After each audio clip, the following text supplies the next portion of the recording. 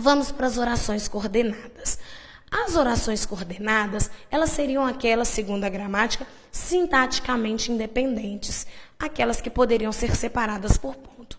Primeiro exemplo, ele chegou à casa à noite e bebeu um copo de suco. Ora, nessa construção, eu tenho uma oração aí coordenada. Vamos entender. Se eu quisesse colocar, ele chegou à casa à noite, ponto, bebeu um copo de suco. Veja que a primeira frase tem o sujeito e o verbo, e o advérbio. Na segunda frase, eu tenho o sujeito oculto, bebeu, ele bebeu. E eu tenho um complemento. Elas são sintaticamente independentes.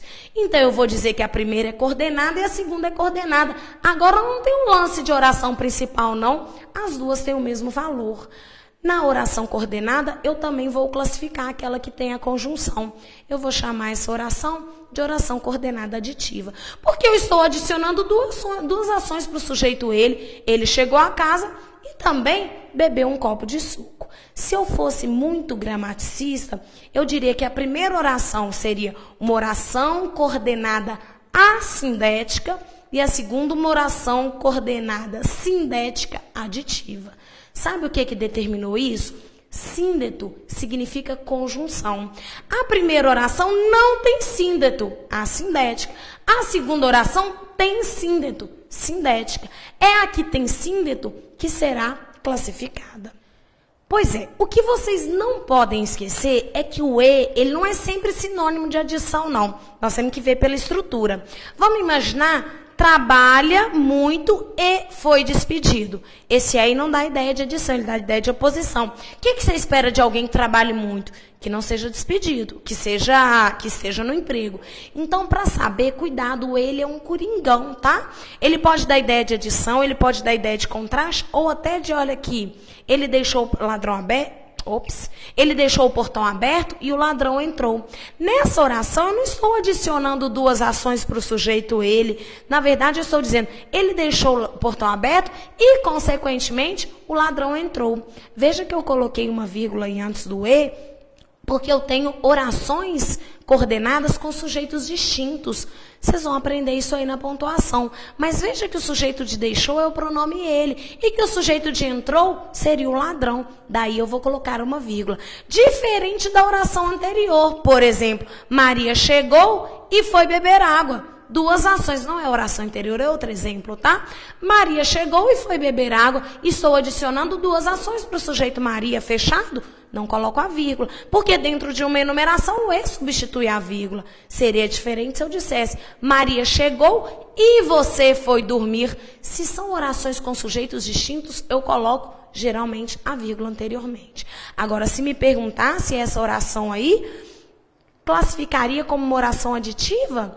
Mas o valor semântico dela seria de quê? Um valor de consequência.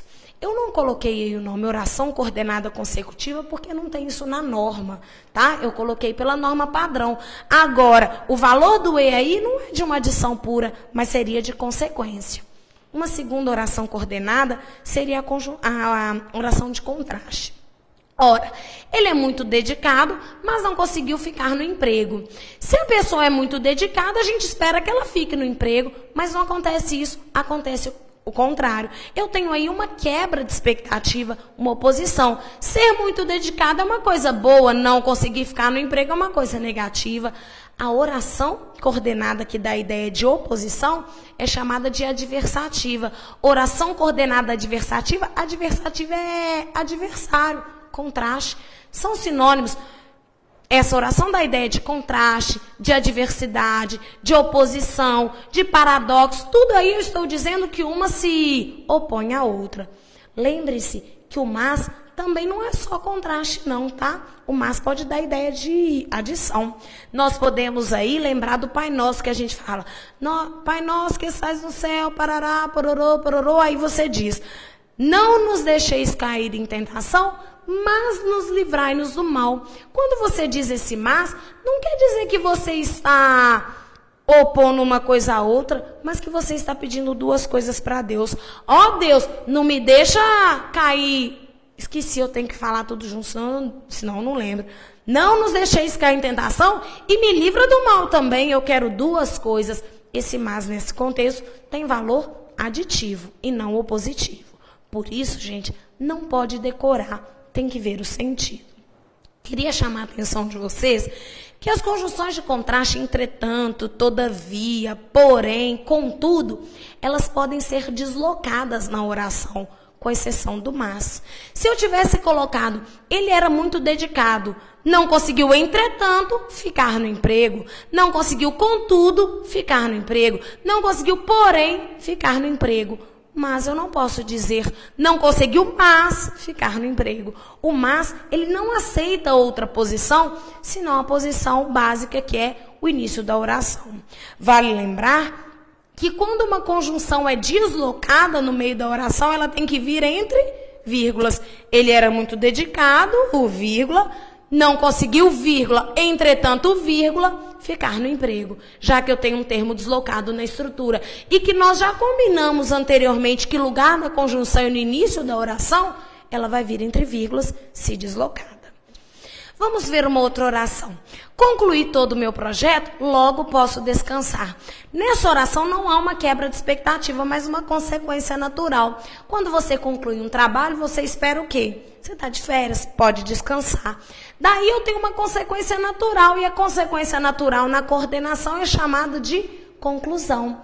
Quando eu falo concluí todo o meu projeto, logo, assim posso descansar. Oração coordenada conclusiva. Conclusão, gente, é uma consequência lógica. Eu não chamo de oração coordenada consecutiva, porque a consequência está lá na subordinação. É puramente uma questão classificatória. E nós sabemos que a consequência depende da causa. Então, é uma relação de dependência. Já a conclusão, não. Eu coloquei essas duas frases juntas até para vocês se lembrarem de uma coisa. Essas conjunções de contraste, de conclusão, a gente usa naturalmente depois de ponto, o que prova claramente que elas são completamente independentes. Quando a gente faz um texto, a gente termina o texto dizendo logo, então, portanto, são conclusivos. E são conclusivos, são independentes. A conclusão é uma consequência natural, lógica, aquilo que é esperado.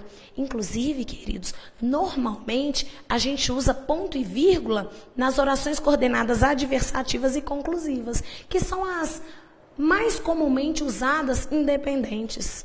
É muito comum você colocar um ponto e um mas, iniciar um parágrafo com mas para contrastar o outro, iniciar um parágrafo com logo. É muito comum a conclusão ficar deslocada em uma outra estrutura. Se elas são muito independentes e podem ser separadas por ponto, elas podem ser separadas por ponto e vírgula. Não estou dizendo que as outras não possam, mas é mais comum nessas aqui. Vale lembrar que a conjunção de conclusão, ela também pode se deslocar dentro da estrutura. Você pode colocar, concluir todo o meu projeto, posso logo descansar. Esse logo tem que vir entre vírgulas, caso ele seja deslocado.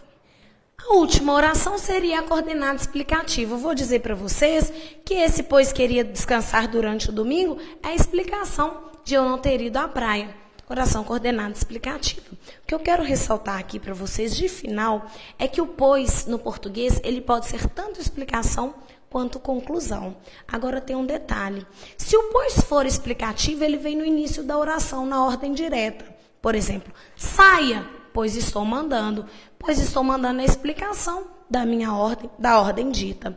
Quando eu digo ele é competente, será, pois, promovido. Esse será, pois, promovido é uma consequência, uma conclusão natural da afirmação de ele ser competente. Veja que nessa construção, ele é competente, será, pois, promovido. Esse pois foi deslocado para depois do verbo e, portanto, ele vai vir entre vírgulas. Se o pois for explicativo, uma vírgula antes e ele vem na ordem direta, no início da oração. Saia, pois estou mandando. Se ele for conclusivo, ele vem no meio da oração, ele vem deslocado, por isso ele vem entre vírgulas. A última oração coordenada, que é fácil de perceber, é aquela que dá a ideia de alternância, de exclusão. Cale-se ou será despedido. Eu não estou pedindo para você realizar as duas ações. Ou você realiza uma, ou você realiza outra. Se você se calar, não será despedido. Se você não se calar, será despedido. Nessa construção, eu tenho uma oração coordenada alternativa. Lembre-se de uma coisa, a alternativa é escolha. Se você faz uma prova de alternativa, você escolhe uma e exclui as outras. Ou seja, uma informação exclui a outra. Ou você se cala e não vai ser despedido, ou você não se cala e aí, naturalmente, será despedido.